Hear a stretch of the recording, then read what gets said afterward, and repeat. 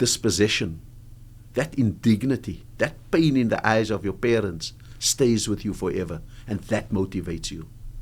When you taste the tear gas, you know that you can withstand whatever they throw at you. What made you do that? What inspired you both externally and internally? And that's why in the US, the campus is turning against the capital. In Europe, the public squares turning against the parliament. And in the Muslim world, the street against the palace. The tyrants become more bellicose, more aggressive, more vicious, like the last kicks of a dying horse.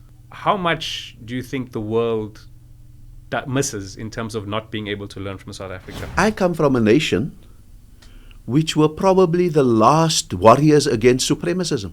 30 years of continuous war inspired by the USA on the Middle East. There is this ironic symmetry in which South Africa takes Israel to the International Court of Justice on a charge of genocide.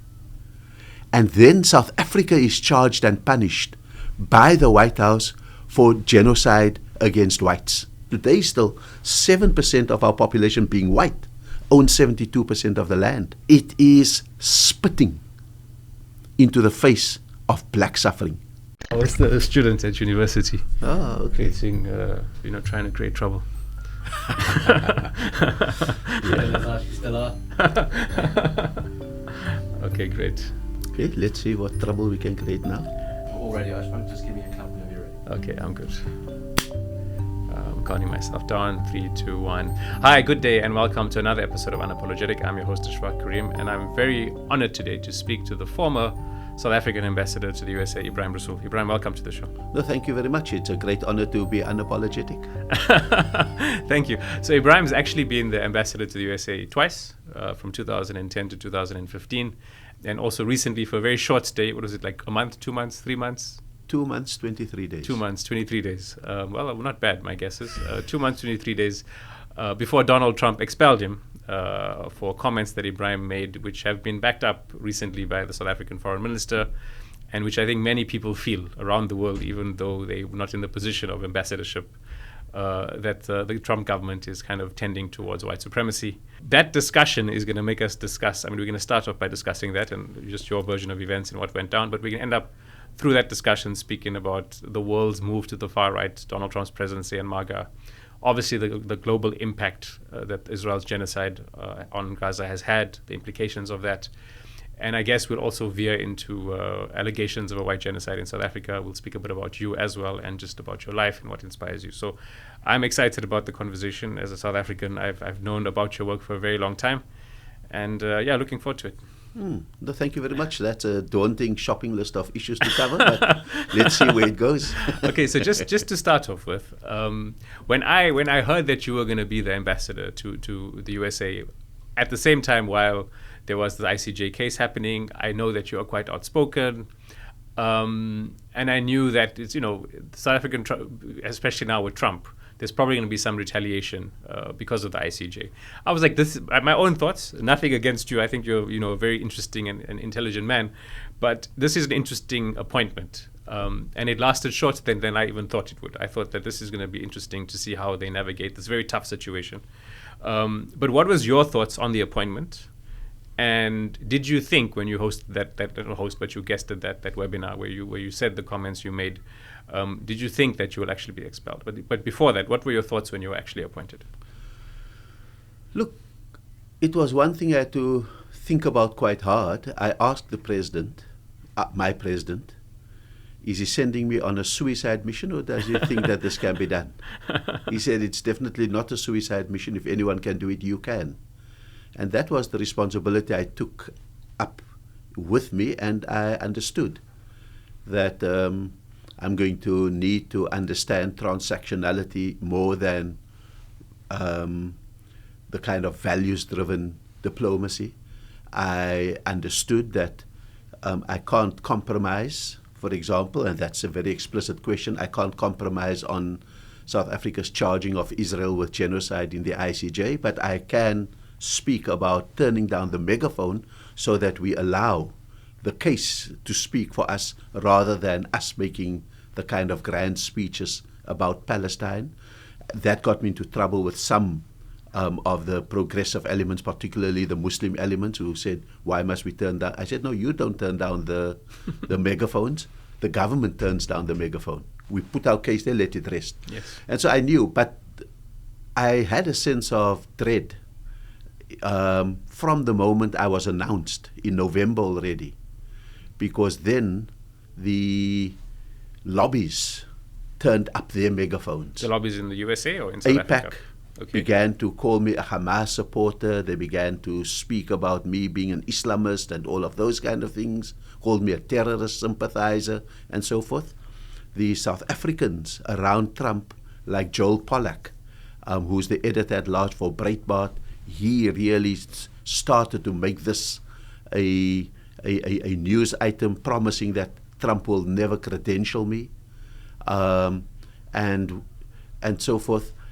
Jewish Report started writing, and even Jews in South Africa, like the Jewish Board of Deputies, had to find very garbled ways of saying, no, he was actually a very okay person.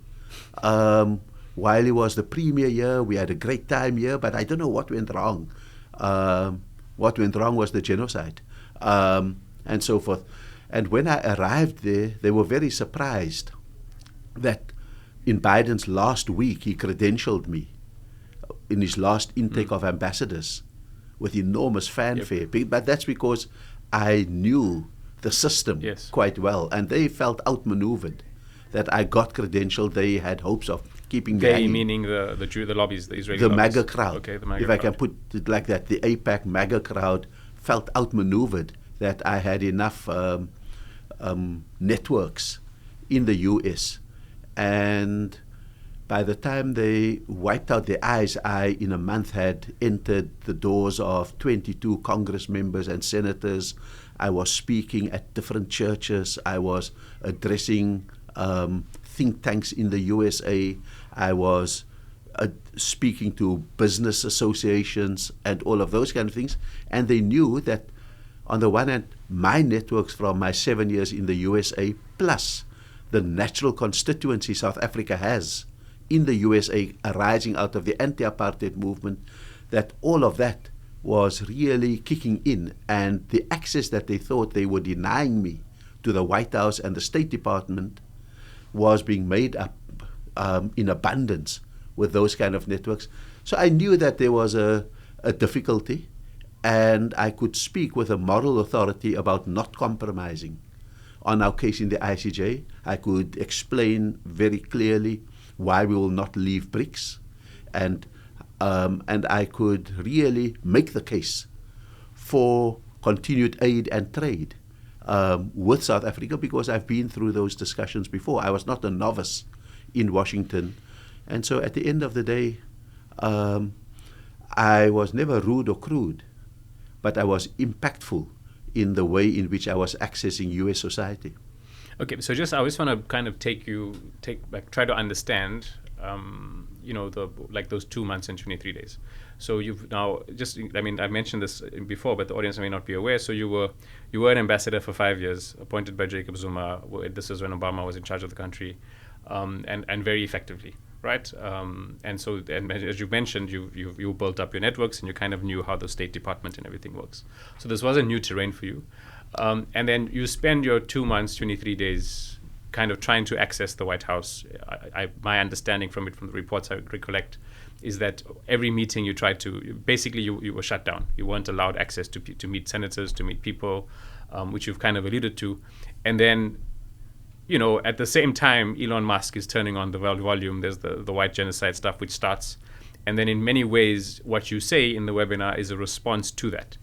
How calculated were you, and what was sort of your mindset going into this? Was your mindset like, you've kind of accepted that there's no access and you're just going to be very, very frank? Did you not expect a reaction, or was it like, I'm actually going to try to goad them by being a bit outspoken and then see what the reaction is, so that we can start opening up doors? Like, what was the rationale when you said that? No, the one thing you must understand is that I actually did get through 22 senators and Congress members, and that surprised Yes. them. I did get into officials in State Department, and that surprised them. Same thing with access to the White House. We did find people who wanted to speak. So in a sense, it was being successful despite the shutdown. Okay. The second thing that I think is important is the timelines. I spoke late in March on that webinar, but you must remember that the first punishment of South Africa happened the night that Donald Trump was inaugurated, Yes. when he started to cut down climate funds and aid and so Yes. forth. So that was before I said anything. Yes, 100%. His entertainment of white South African supremacists, AfriForum and Solidarity, and to some extent the Democratic Alliance in the White House happened before I said anything. His February 20th executive order alleging a white genocide, alleging land confiscation of whites, alleging oppression of whites, and therefore cutting off all PEPFAR money, which is the money we use to fight HIV and AIDS, and so forth, happened before I said anything about it. And then finally the tariffs were imposed before I said anything. So the idea that the ambassador said something and therefore we were punished is a false idea, because the timeline proves differently. And so that, I think, needs to be clarified. What I said was an explanation of the actions that and the punishment we were receiving. It was an explanation about how do you deport black and brown from the US, but you import white South African refugees into the US. Is a explanation about why the official access to the White House is shut down, but your kind of white Afrikaner supremacists are allowed to come and have the discussions that generate the false narratives about genocide and so forth. And very importantly, it's an explanation about how there is this ironic symmetry in which South Africa takes Israel to the International Court of Justice on a charge of genocide. And then South Africa is charged and punished by the White House for genocide against whites.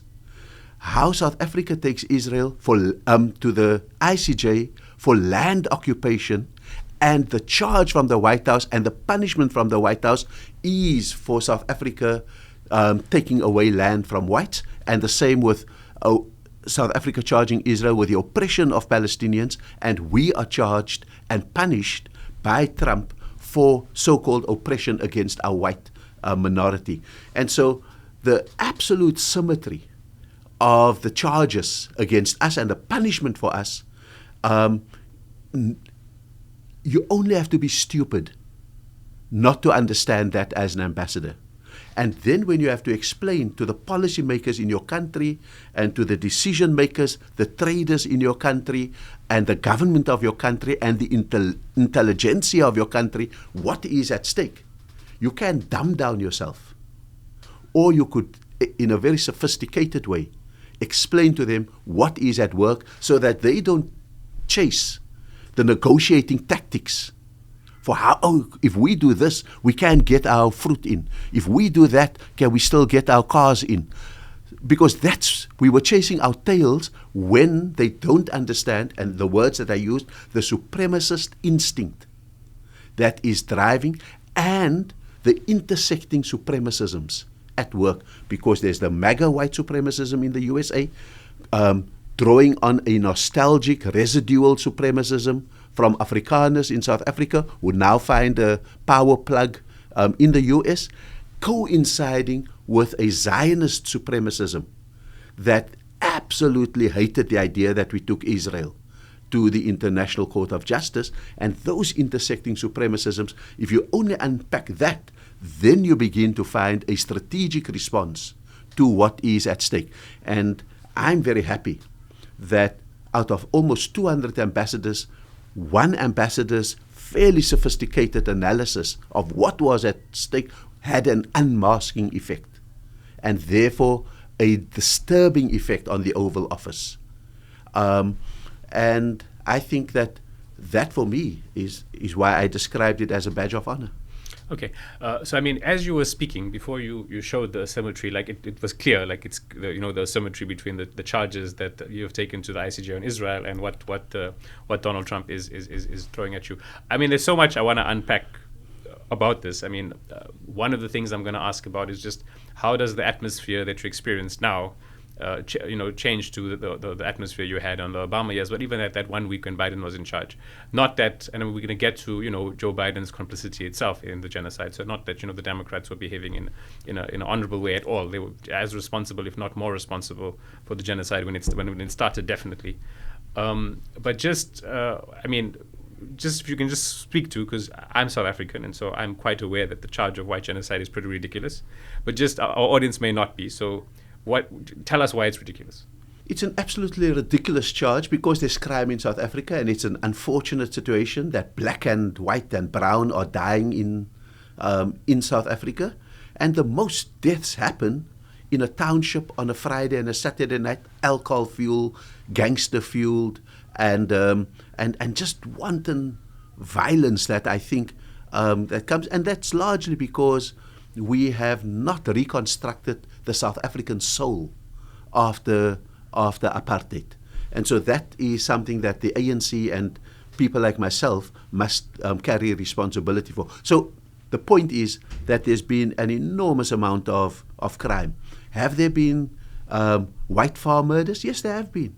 In the last 5 years, the count has been 38 white farmers who have been murdered on their of white farm community members who have been murdered, but they've also been murders by white farm owners of their black workers for picking up a fruit from the floor and eating it, being dragged by their hands from a pickup van until they die. And so the point of the matter is that there have been, but it's been a matter of 38 in the last few years. And so that is that. I think the idea further that the ANC's and the government's land reform process has stripped, it's been a matter of black disappointment that we've developed the legislation for it and never really enacted it, because today still 7% of our population being white owns 72% of the land. The idea of empowerment, removing economic activity and wealth from whites, is another blight on post-apartheid South Africa, because 7% of the population being white own 90% of the Johannesburg Stock Exchange. And so it's an absolutely ridiculous charge. It is spitting into the face of black suffering to even allege that whites suffer in South Africa.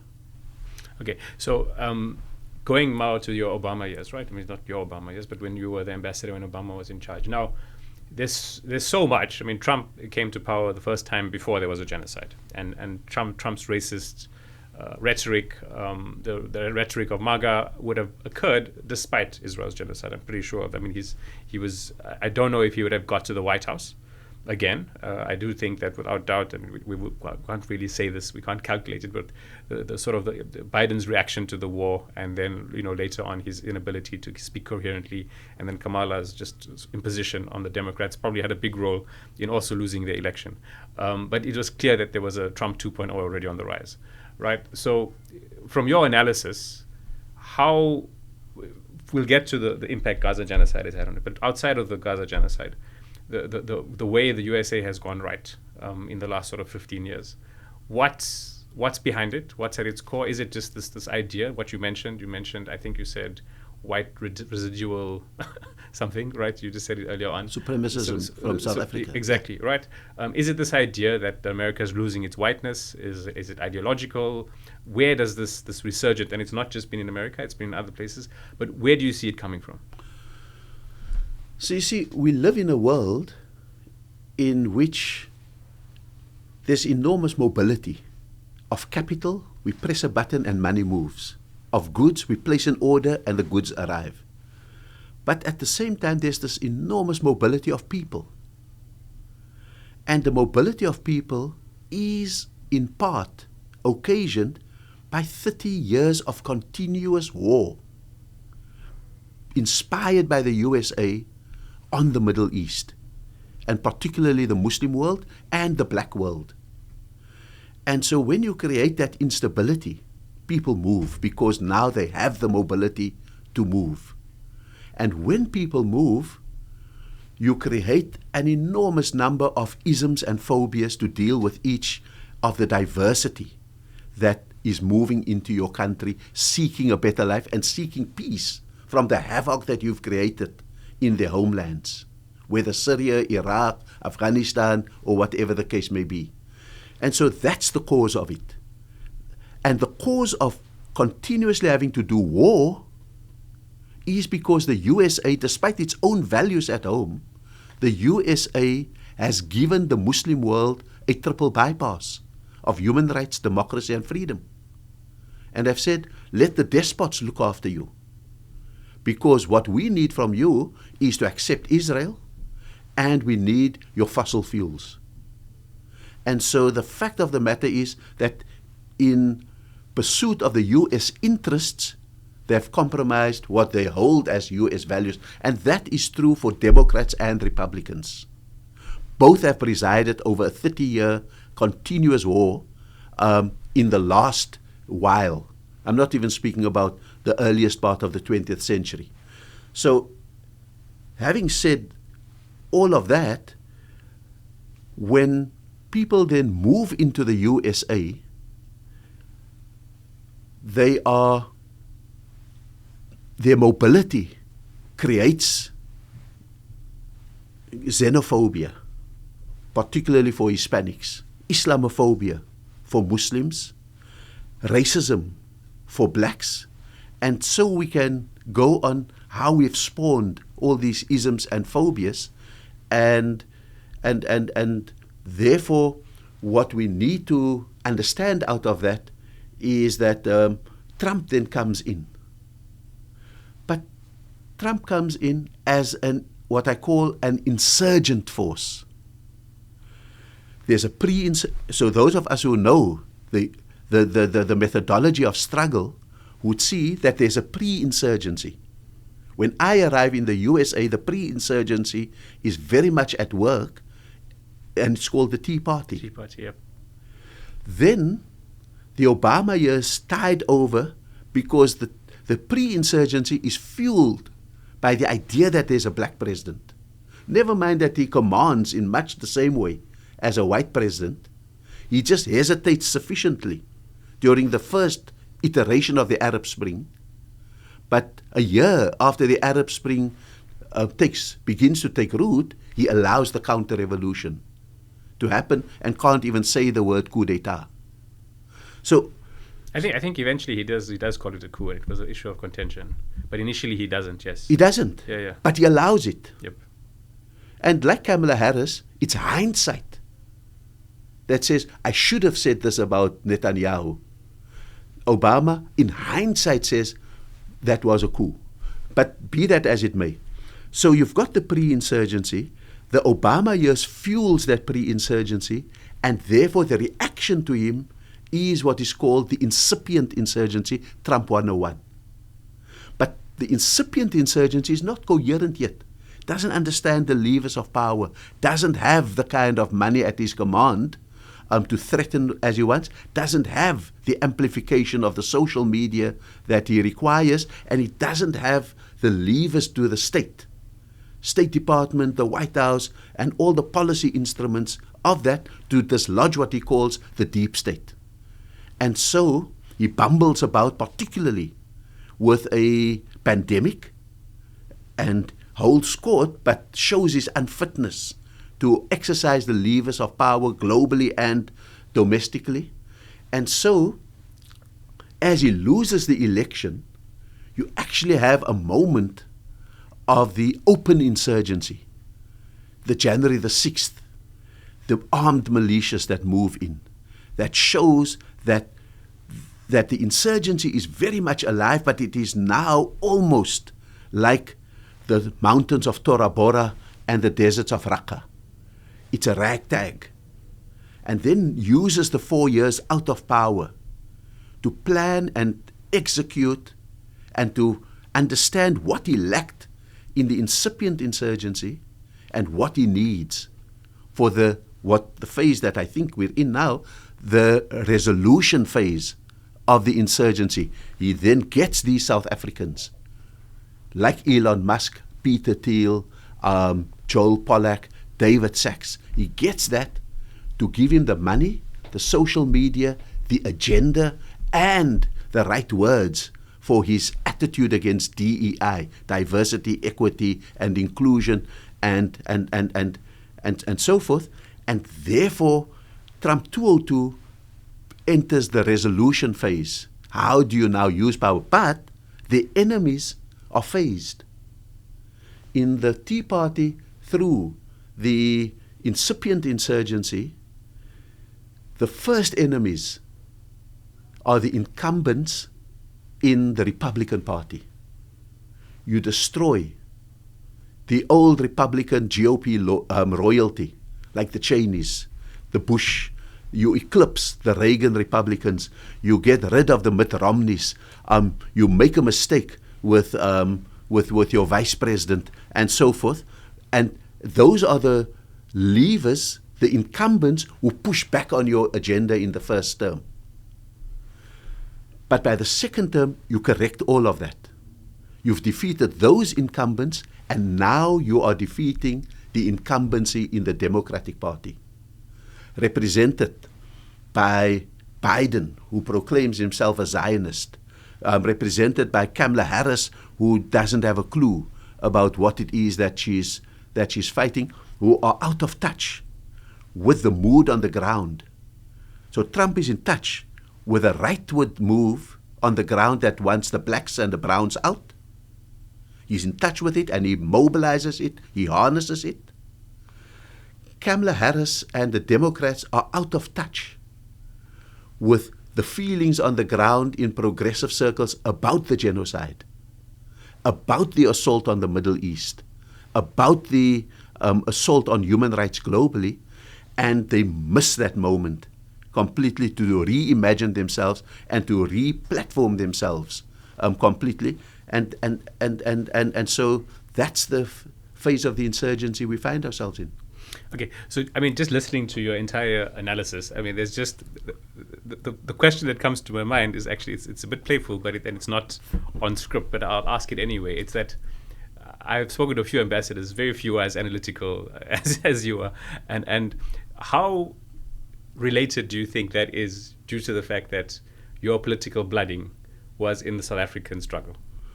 No, it's absolutely related, because I come from a nation which were probably the last warriors against supremacism. We've got all the DNA of resisting supremacism in us. You know, I say when you see a piece of wood, you suspect it could become a door. When you see a handle on it, you say, it looks like it's going to be a door. When you see hinges on it, you say, it's resemble. When you see it opening and shutting, you say, this is a door. And so, when you see a language of dehumanization against darker and other faiths and darker people, you begin to say, this is seeming supremacist. When you start seeing the mobilization of whites against that, you say, it's probably supremacism. When you see, for example, the evidence of your eye, that they're deporting black and brown, they're importing white Afrikaner refugees from South Africa. When you see, for example, South Africa being punished, and they use your white community in South Africa as the victimhood justification, that if we don't fight back as whites, we will become as disempowered as the whites in South Africa. We will be the people who will be punished. Our land will be taken away. We will be killed like flies if we don't stand up as whites. Then you know you are a supremacist. But if you want the proof of it, you begin to see that it is, amongst all that madness, there is a method, because you export that supremacism. You go and safeguard it in Israel, but you come and you send your people to embrace Nigel Farage. Your vice president goes to campaign for Alternative für Deutschland before he goes to the Munich Forum. Viktor Orban is your invited guest. You reach out to you say to Malay, here's 40 billion for you to stabilize. You tell Lula, free Bolsonaro of all your charges. When Marine Le Pen, is charged in France for incitement and other infringements, you fight for her. So the fact of the matter is that we are not dealing with a local movement. We are dealing with the export of a supremacism and the building of a global, attempted building of a global coherence around it.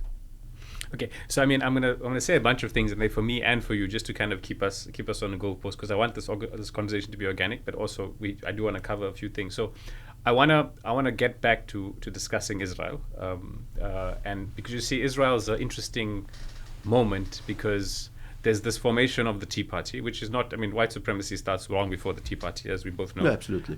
So I mean, and then Israel is this manifestation of white supremacy that's a massive, has its legacy in colonialism, and there's the embracing of Israel by Democrats, which has a certain flavor, and then there's the bracing and unembracing of Israel by white supremacists in America, which is, and I say unembracing because Maga, elements, Tucker Carlson's probably been the most preeminent, but even Charlie Kirk, who was definitely a white supremacist, called what Israel is doing in Gaza ethnic cleansing. And Tucker Carlson's been much more vociferous, compared to him in against Israel, but mainly from a perspective of, this is not our war, it's America first. Trump came as an America first president. We don't want to be, blowing up people in the Middle East. We want to be looking after American interests. So now there's this fomenting white supremacy which has allowed Israel to do this genocide, which is 300, 400 years old.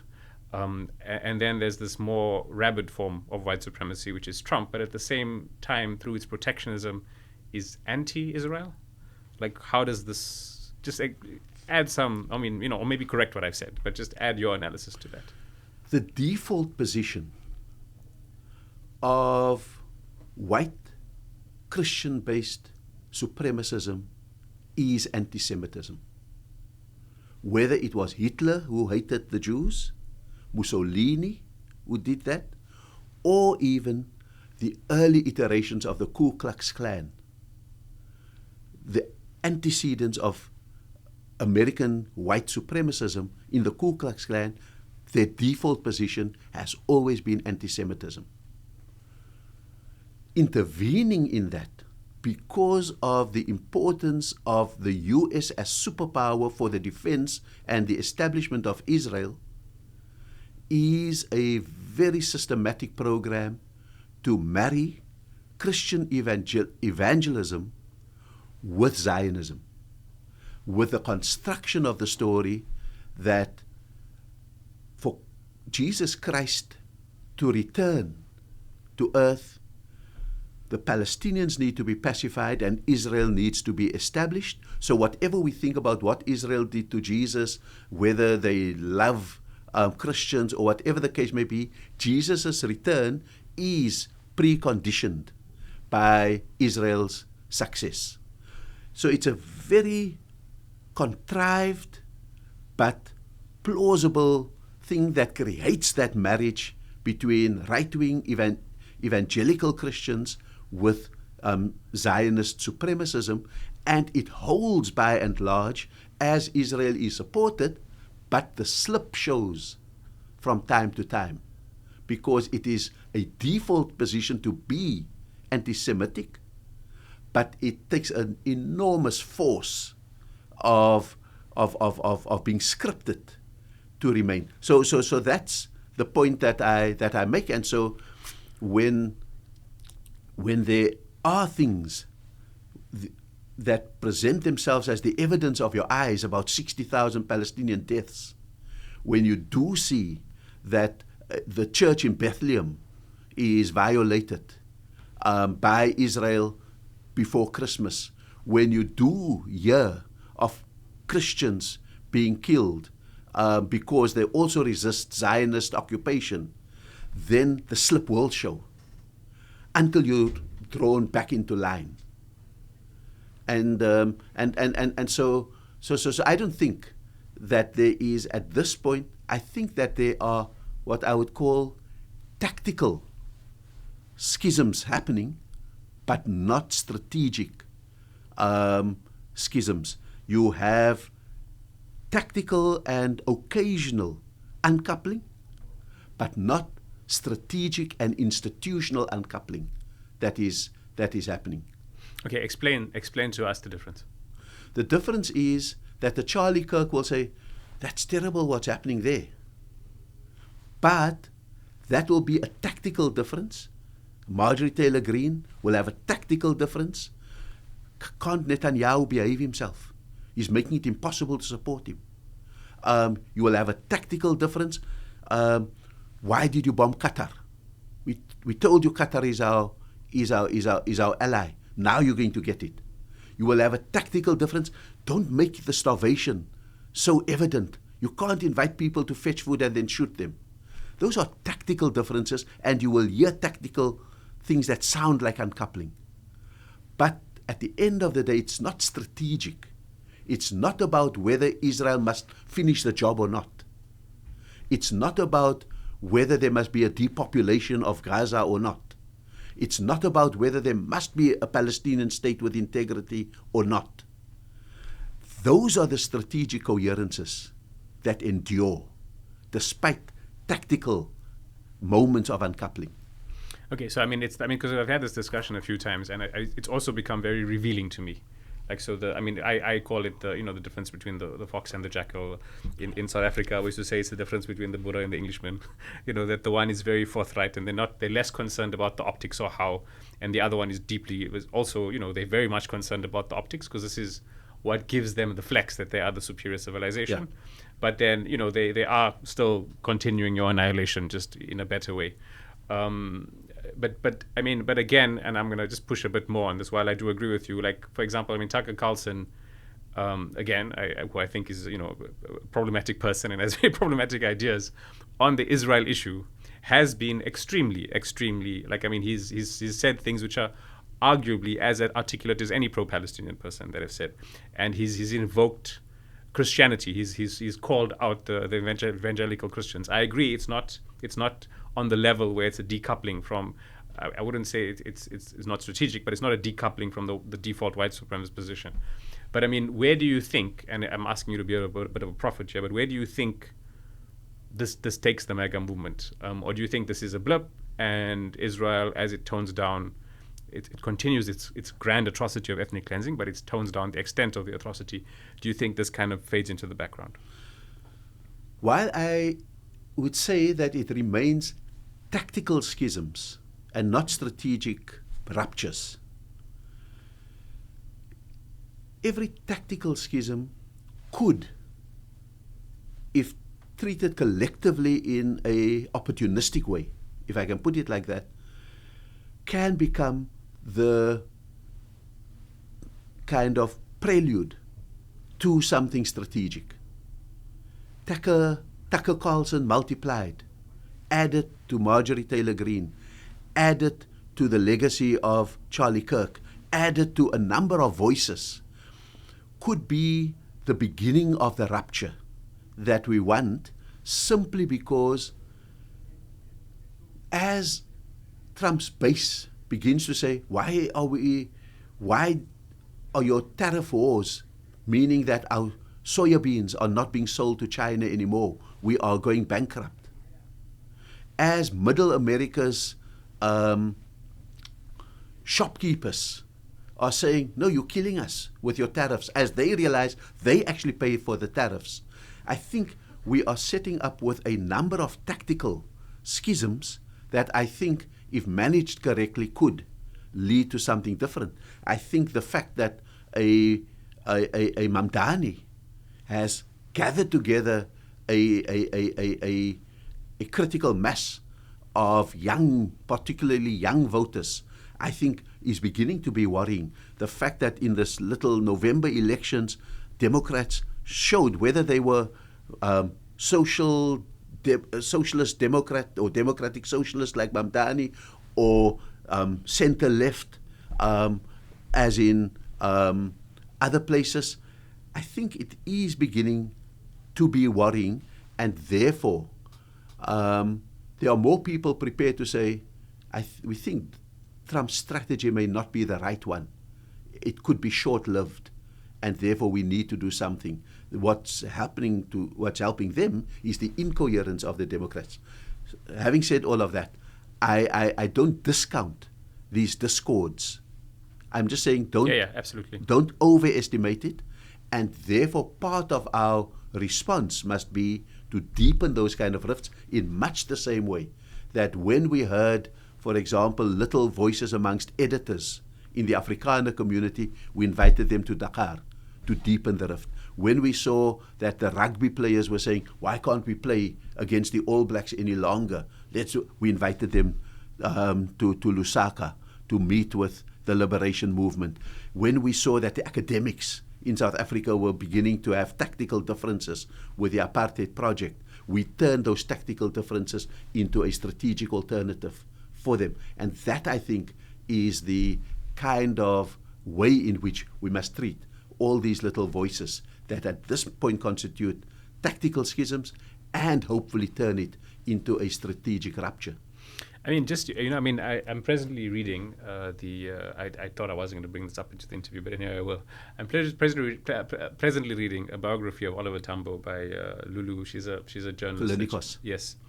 And it's just, and I'm reading about... Beyond the Ngeli Mountains. Yes, it's fantastic. It's just Absolutely. unbelievable. It's just... So I read the book because I've read Long Walk to Freedom about 2 or 3 times. I've read the biography of Mr. Bukwe, and I said, I want to now learn about the struggle, what we built in Zambia and in Dar es Salaam and in London to dismantle apartheid. And it's really blows my mind. Though not that Long Walk to Freedom and what happened in Robben Island and Mandela's behavior doesn't blow my mind, but this amazing strategic ability to understand how to dismantle things and then to have the commitment to figure it out and the sacrifice and to start armed struggle and to word all of those things. It's really quite phenomenal how, the ability of South Africa's legacy to dismantle these supremacies. Now, we're currently living in a world where I see this, and you obviously do, and I think many South Africans, but even non-South Africans, people of all shades of colors, see how white supremacy is really, because it was obviously, it's had the world in its clutches for 400 years, but it's really expressing itself, and I think Gaza has brought that to light. How much do you think the world that misses in terms of not being able to learn from South Africa, or do you see the lessons that we were able to do and the way we behaved in the 60s, 70s, 80s to dismantle apartheid? Do you see a resistance? Do you see global movements? Do you see different tactics? Do you see that there's mobilization happening outside of South Africa against this global white supremacy, where these tactics are being adopted and learned? And Mamdani is an example of it, but it's very different because it's very isolated to New York. But what's your response to that? I addressed the Dutch Africa Day celebration on Saturday. And I recalled coming to the Netherlands in 1990 to prepare our Dutch comrades in the anti-apartheid movement for the transition. And I recalled how they were skeptical about whether this transition was really going to happen, given the fact that there's states of emergency, there's brutality. And it's true. More people died in the last 10 years before the election, right up to the moment of the 1994 election, which made Mandela president. More people died. More soldiers were in the townships. More siege was laid on the townships, and so forth. And more brutality in the homelands happened. And the point that I made is the point that I will make today. It is that the tyrants become more bellicose, more aggressive, more vicious, like the last kicks of a dying horse. Now, I'm not saying we are at that point yet, but their bellicosity, the sound and fury of a Trump, the assertiveness of an Orban, the surge of a Farage, the sullenness of a Marine Le Pen, and the absolute mission to annihilate of the Israeli government led by Netanyahu, all of that may lead us to believe that they are at the height of their powers. That is the last of their tactical interventions that we are seeing. They are retreating into the sphere where they are undoubtedly stronger than us, which is the hard power, because they are conceding that they have lost the battle for soft power, the morality. South Africa's intervention in the ICJ, whatever the outcome, whether we win the case or not, we have already won, because in an evidence-based way, we took Israel to the International Court of Justice and we shred up the veneer of civilization. We put evidence, and they are asking for more time to study our evidence because we did not go with hearts filled with rage and solidarity to the ICJ. We went with pages and reels of film and so forth to the ICJ as proof that the genocide is there. We have shown in the ICJ how the history of the Palestinians as a people are being obliterated, their artifacts and everything, as one of the signs of trying to kill the history of a genealogy, a Palestinian one. We are showing that the 60,000 deaths currently and all those over the Nakba are attempts to kill the present population of that genealogy. And we are showing that the focused attacks on children, on pregnant mothers, is an attempt to wipe out the future of that genealogy. And so what is happening that gives me the hope is that the citizens of the world are responding. And that's why in the US, the campus is turning against the Capitol. In Europe, the public squares turning against the parliament. And in the Muslim world, the street against the palace. And what we are beginning to see is that we have won the battle for morality, and the battle of soft power has been won through that intervention in the ICJ, and is manifesting itself across the world so that New Yorkers vote for Mamdani, and French citizens say to their president, go and recognize a Palestinian state. It may not amount to much, but I think, like we learned during the anti-apartheid struggle, that the citizens lead the way and the governments follow later in order for those parties to survive. You mentioned the ICJ. We've spoken a bit about the U.S. retaliation to South Africa taking up the cause of the Palestinian cause to the ICJ and accusing Israel of genocide. What other retaliations have there been? I'm sure there have been retaliations from other parts of the world, Israeli allies, Europe, etc. The retaliation against South Africa from the U.S. is absolutely damaging. The ability of black South Africans to absorb the punishment is being tested to the utmost as we speak. I was in the Eastern Cape a few weeks ago, where a tire factory had to close because the tariffs are too much, where the automotive industry is slowing down because the tariffs and the end of the African Growth and Opportunities Act means that the cars don't easily flow that way. There are places in the Western Cape where farm workers will have to forfeit their jobs because the oranges are not going to the US markets any longer. We are sitting with 8 billion rands worth of HIV/AIDS money being withheld since February. And we are anticipating 137,000 AIDS-related deaths that we must plan for over the next few months 20,000 healthcare workers out of work because the funding from USAID has ended, that we have 200 NGOs and health clinics closing down. The reinfection rates are going to be phenomenal. And so we can go, and I've been to Zanzibar to respond to the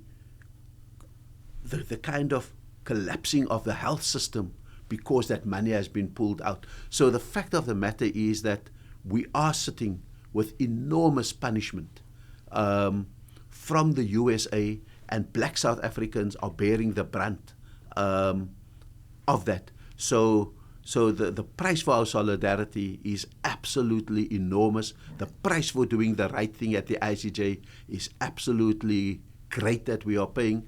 And so we need that relief. We've not, for example, seen the Muslim world coming up and saying, okay, we're going to take all our holidays to South Africa just to infuse the service industries to make up a little bit for what you are losing. So I think the price is really high. I think that commendably, I must say, that where we have lost climate money, some parts of Europe have come in to replenish that. I must say that China has stepped into the breach quite well with some of our health money that we require. China is buying 5 of the fruits that we used to export to the USA. And so in a very real way, there are attempts, but nothing can match the disposable capital that the USA has to do it. But we are now at the point where we are taking out insurance policies. We would have liked the transition to self-reliance to be a bit longer, but we have to act as we can within what we are doing. But never doubt the price that South Africans are paying, and now we are paying the price also with the way in which Israel is wanting to put us on the spot with, for example, the planes that are just landing with Palestinians in South Africa.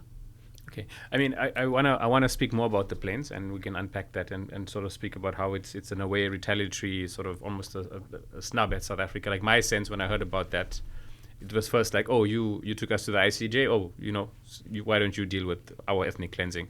But we'll discuss that more in depth. But just first to kind of play a bit of devil's advocate. Well, I do agree that there's retaliation from the USA on South Africa because of the ICJ case. There's another voice which says, but the tariffs are universal to a large extent. Trump is cutting US aid around the world.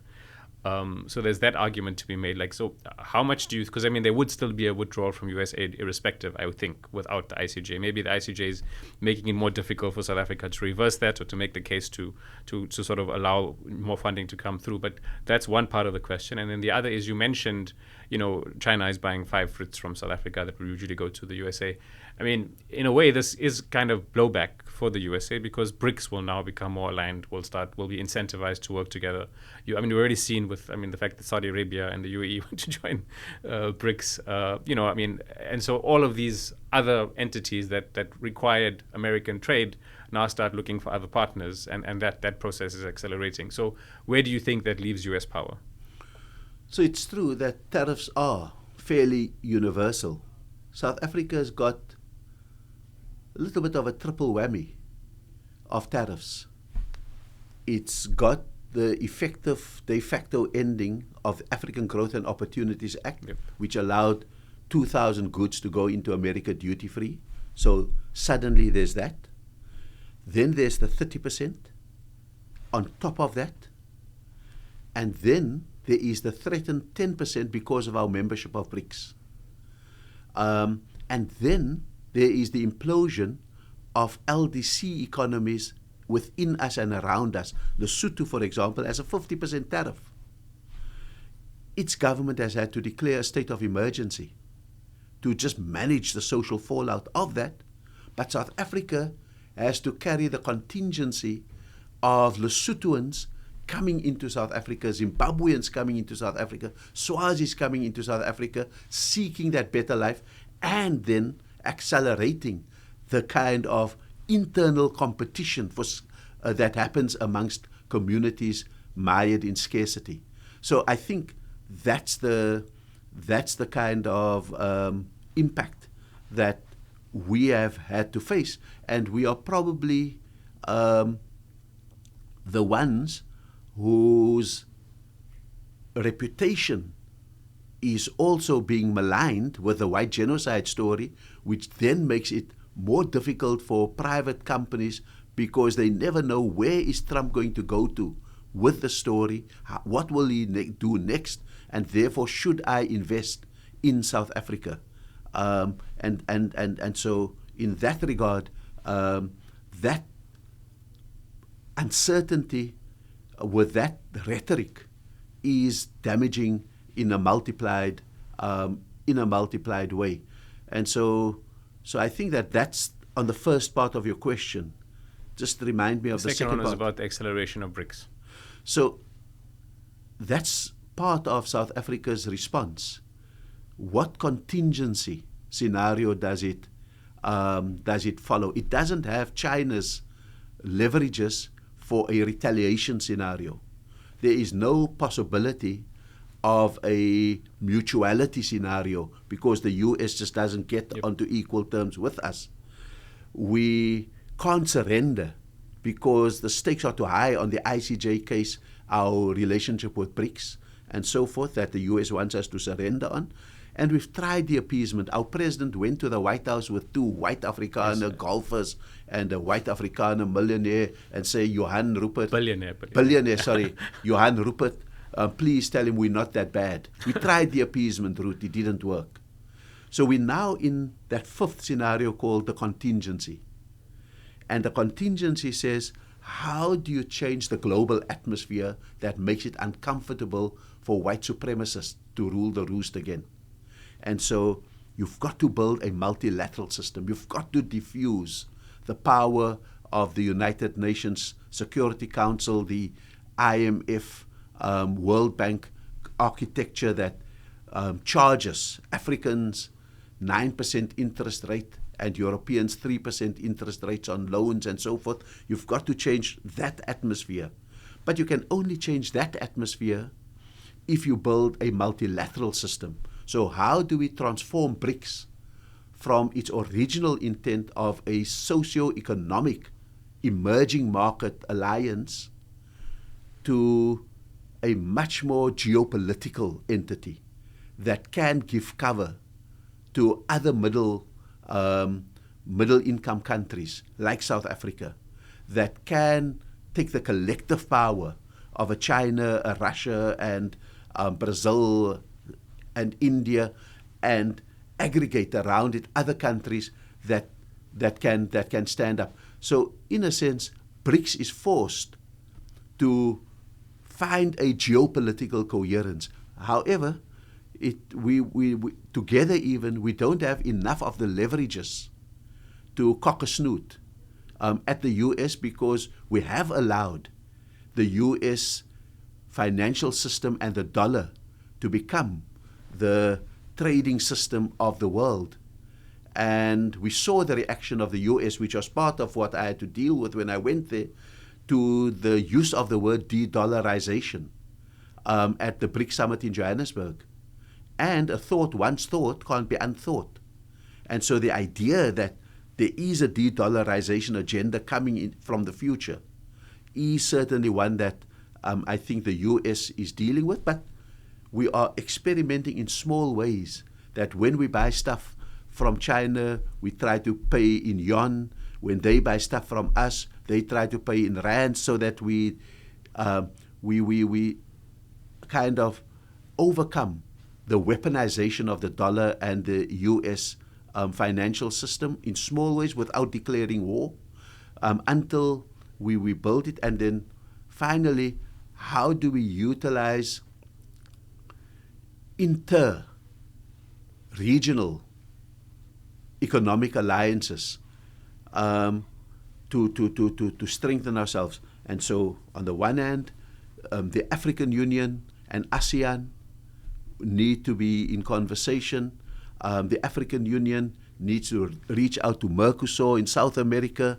We need the EU to say, we know that your security and other things are very much integrated with the US, but we need to open your markets, because if you continue to put all your eggs into the US market, someone may upset the bully very soon. And so I think all of those things are happening, but BRICS seems to be the fulcrum around which a lot of those kind of contingency planning is happening. Okay, so just one more question on this before we move to Israel and more overtly speak about them and the plane they sent, but I think that's a larger conversation on what they've actually done in ethnic cleansing. So, I mean, you've kind of doubled down in this interview with explaining the grand strategy to kind of avoid the U.S. choking of South Africa. On the weekend, the foreign minister was quoted by CNN as talking about how, you know, Trump's, I mean, I think it was related to actually what's going to happen with the G20 and Trump not appearing, but he was specifically pushed on white genocide and said this is clearly a white supremacist agenda, as you mentioned. Do you think this doubling down is like verbally, do you think it's tactful? Or do you like, I mean, is it just, or is this the tactic to actually double down publicly and be like, we are now, you know, we need to go on the offensive? Before I left, Trump punished us, and I explained that. After I left, he had his, he doubled down on the tariffs, even though we went with an appeasement agenda to the White House, as our president did, and as I explained. So we've tried the appeasement route. It's not done anything. Even as we led the discussions to the G20, we kind of collapsed the ambitious agenda we had about revitalizing the global South in this G20, completing 4 years of global South leadership of the G20, starting with India, Indonesia, Brazil, and now South Africa. We've built up to this crescendo, and then South Africa had to say, listen, we're not going to achieve this. What we want to achieve on climate, go to COP30. What we want to achieve on other things, let's work with the UN agencies. Let's stick to the financial, economic agenda for this G20. So we gave into Trump's idea that we've widened the G20 too much. He then said that his vice president will come. We said, no, that's great. Let's go. Let's find a declaration that is comfortable for the U.S. as well. They've now said they're not even going to entertain a declaration or a communique. If President Ramaphosa wants to end the G20, he should simply have a chairperson statement. So every attempt at appeasing has not worked. And I can say, in the 7 months since my departure and this weekend, when our minister said what I said, if I can put it like that, that this is supremacy, I think that they have certainly tried the appeasement route, and now we are saying, okay, there's nothing we can do about this man. He's, in fact, repeating the idea of a white genocide, etc., etc. So there is just mala fides. There's just bad faith that is involved here. Our president, when he was asked, now that Trump is saying none of the Americans are coming and he's taken Argentina with him, what are you saying? He says, no, that's their loss. We'll continue. So in a sense, I think we are doubling down on the contingency scenario. We are going to take out an insurance policy not to do that. And I think, you know, if we are more diplomatic about the supremacy issue, we would be silent. And if we are silent on such an obvious matter, we are compliant. We are giving tacit approval that what Trump is saying is the truth. And South Africa cannot afford that. Okay.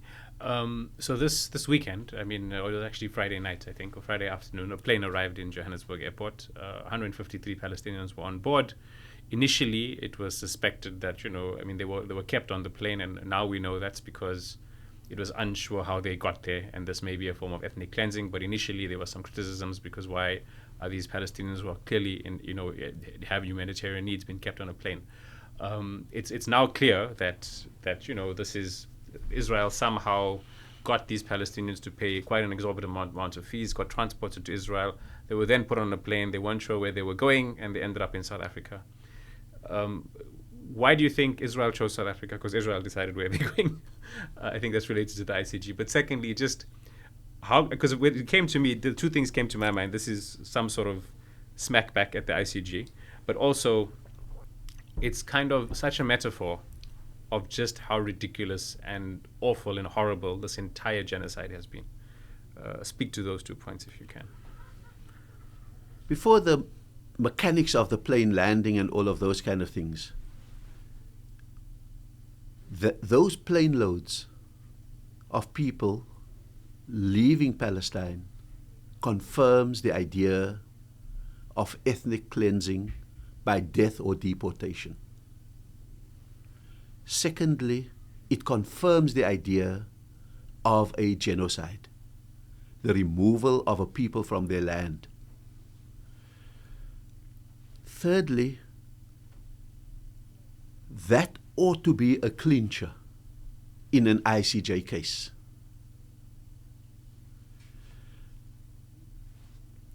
And the choice of South Africa as the destination, when you have someone who comes fairly close to being neutral, if not allied, to America and Israel, Kenya, as a stopover. Countries have deals with Rwanda to deport their migrants to Rwanda, and you don't go there. Countries that have signed agreements with countries like Britain, for example, it's a very willful overlooking of where. So it is an up yours to South Africa. But it's more importantly calculated to be an attempt at breaking down South Africa's morality.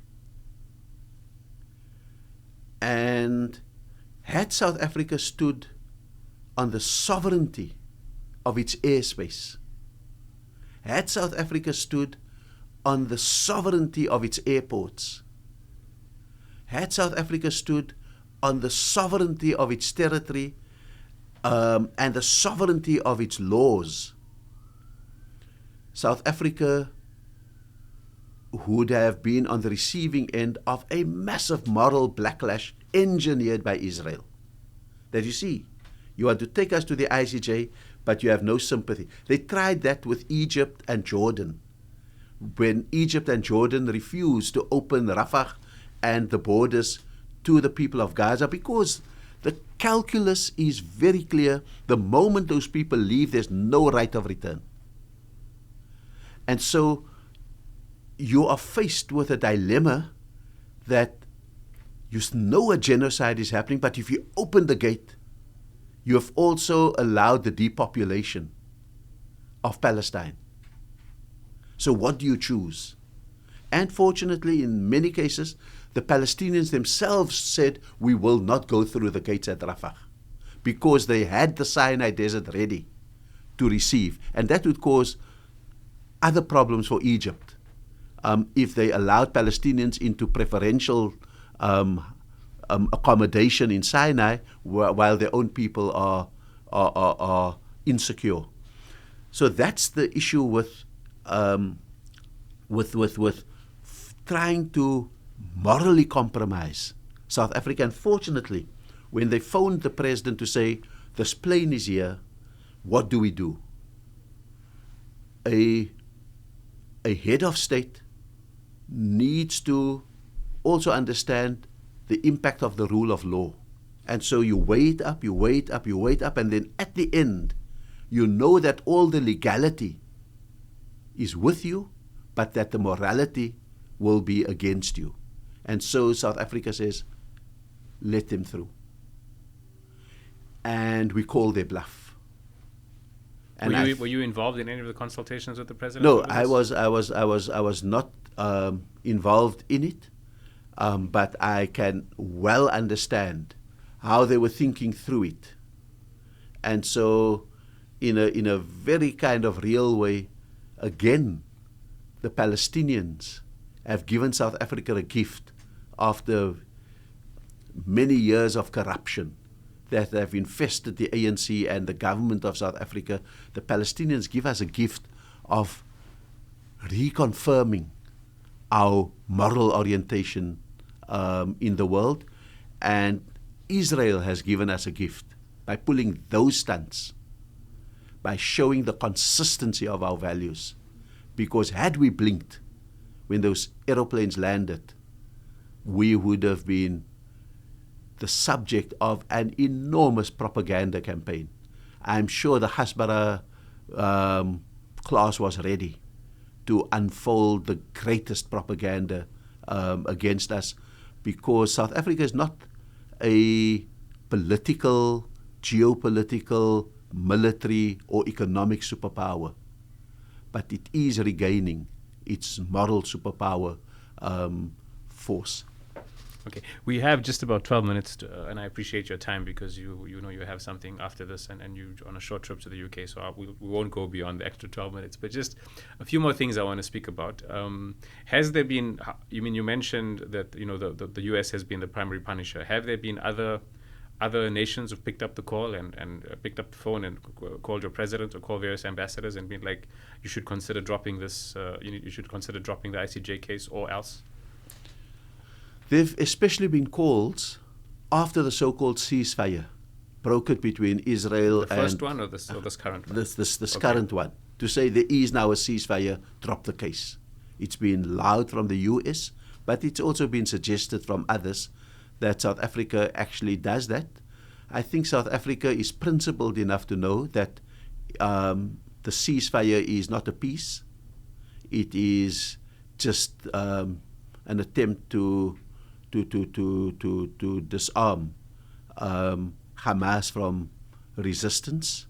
So it's not a peace in that sense of the word, where you can rebuild and where you will go back to the status quo ante as it was before October 7th, that there's a huge price to pay in land that is going to give up. It's the status quo as is. What Israel wants, it will keep. Where it pushes the Palestinians, that will be Gaza after that for Palestinians. So we know that. Secondly, we know that it is principled to continue with the case of the ICJ, because we want to break down entirely the sympathy for acts of genocide, and we want to break down entirely the guilt that particularly Western Europe has for Palestinian, for Zionism. And we also know that we need to keep the case going, and that because nothing that we do has a guarantee that we will be unpunished, that there's only capriciousness. There is no consistent principle that we can calculate. If we do this, they will lift the tariffs. If we do that, they will return aid. Everything over the last few months tell us that we are dealing with capriciousness, so it is better to just do the principled thing.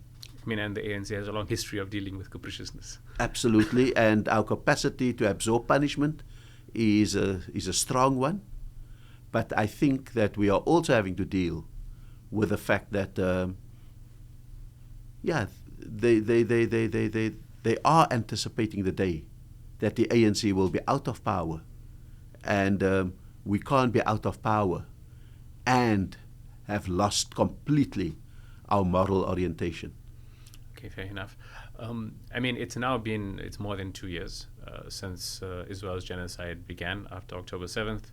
when this happened, when October 7th happened, given what's happened in the last 14 years, when Israel has showed a consistent policy of mowing the lawns by instigating attack from Hamas or another faction, and then going into Gaza and using heavy artillery to destroy homes and kill people, did you anticipate that the viciousness and the brutality of the response will be what it has been? And what do you think? I mean, we all say, and you've mentioned a few times, that the end game is ethnic cleansing. Obviously, there's a method to the madness, and the method changes. But what do you think is Israel's current sort of game plan to ensure the ethnic cleansing? And what do you think of the response? I don't think Israel's game plan is changing at all. I think there are different administrations that have different thicknesses of the velvet glove. And I think that we've got a bare-knuckled fighter now in Netanyahu. I think his endgame has been interrupted, but has not been thwarted. If anything, knowing what we know, that when we were on a peaceful march, and it was the biggest march that was getting the best global impact, we knew the capacity of the apartheid state to put a shooter in our midst in order to evoke the clampdown on the march. And so we're familiar with those kind of things, and therefore our hope and prayer is that there is no one in Palestine who will give Israel the last bit of impunity and permission to come in there and resume what they are doing. So, in a sense, we've interrupted the genocide, not completely, but we've interrupted it. I don't want to be pessimistic, but I think that Israel may believe that the end game in completely destroying the idea, in completely prosecuting the patricide, the killing of the Palestinian state.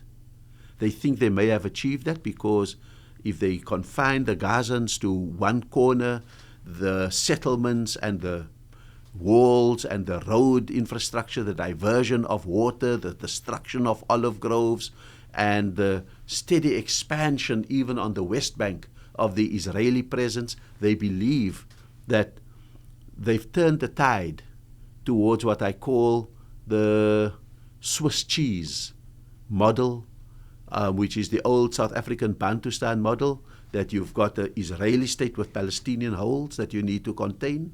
I think that they believe it, and they believe that they are on the way to an Israeli state from the river to the sea.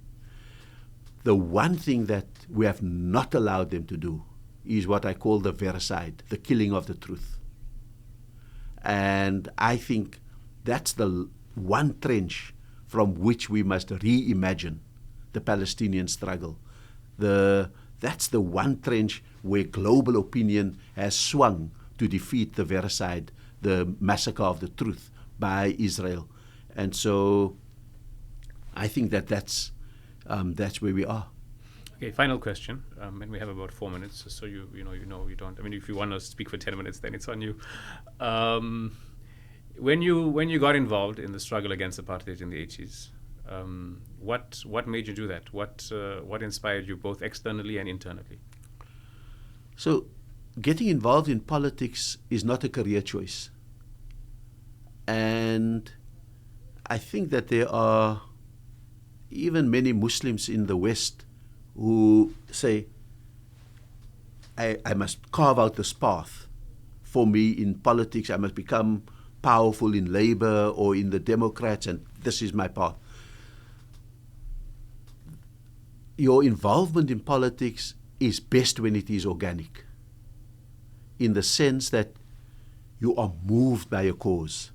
You are accidentally thrown into a struggle. You are without choice about how you get involved in that struggle. And so for me, it was when I entered high school in 1976. I had my first taste of tear gas and rubber bullets and whoops from the apartheid state. And that was an induction into politics that never left me.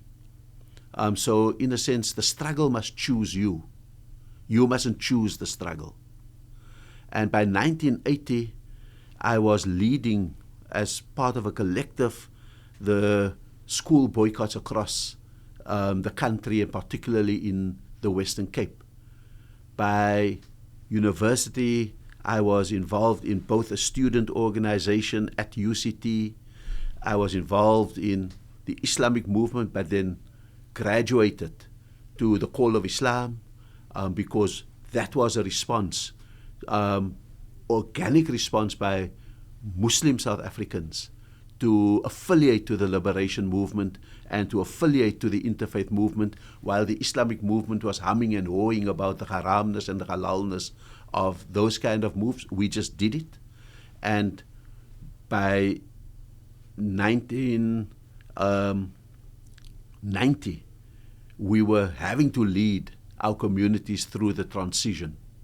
And by 1994, those of us who were there had to play our role in the first generations of government. So those are a series of accidents. You don't choose.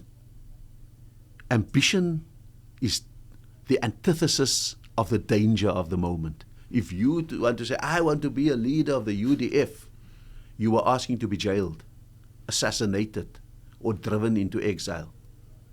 And so there was a wonderful cleansing of yourself, of ambition. And so I always joke saying that my leadership is navigated by two ahadith, two sayings of the Prophet, on whom be peace.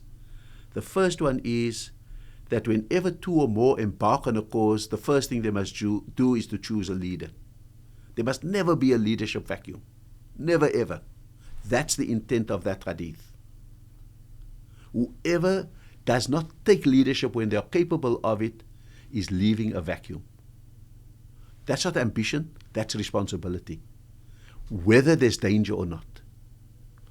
The other hadith is, whoever desires leadership must be denied leadership, because your ambition and your ego has overtaken you, and therefore you have already compromised your mission by putting your ego ahead. And so that was my ambiguity in leadership, and alhamdulillah, I've tried very hard to retain that ambiguity because it kept me honest as much as it could. There have been moments of lapses when I've abdicated from leadership when I shouldn't have, and when I have striven for leadership when I shouldn't have. But by and large, those have set the defaults. And so you can't abdicate when you are 10 years old and you come home one day and the area in which you live, District 6 in Cape Town, has been declared a white area, and the bulldozers are waiting to bulldoze your home, and your parents are standing frantically looking for a truck to put on your goods and running to find a place to live in. That dispossession, that indignity, that pain in the eyes of your parents stays with you forever, and that motivates you. When you taste the tear gas, you know that you can withstand whatever they throw at you. When you face your first stint in prison, you know that this is the life that you have chosen. Even though they have sacked you as a teacher, you can make a living, an honorable living, being an activist. And when you meet Nelson Mandela for the first time in prison, in your second stint in prison, and you've endured 4 months of solitary confinement, and you've used those 4 months to get so close to the Quran, to rely totally on God, then you know that this is the life that you have chosen. And if you keep that memory alive through the good years, when you are a minister, when you are a premier, when you are an ambassador, and you always anchor yourself in the memory of the dangerous years, then you walk through the corridors of power with just enough confidence so that you stand back for no white person, no powerful person, that you Never fear telling the truth, because the worst that they could have done to you, they've done to you already. But you have enough humility to know that individuals don't make history, that you've got to be part of a collective, and that you must never aspire to be a populist leader.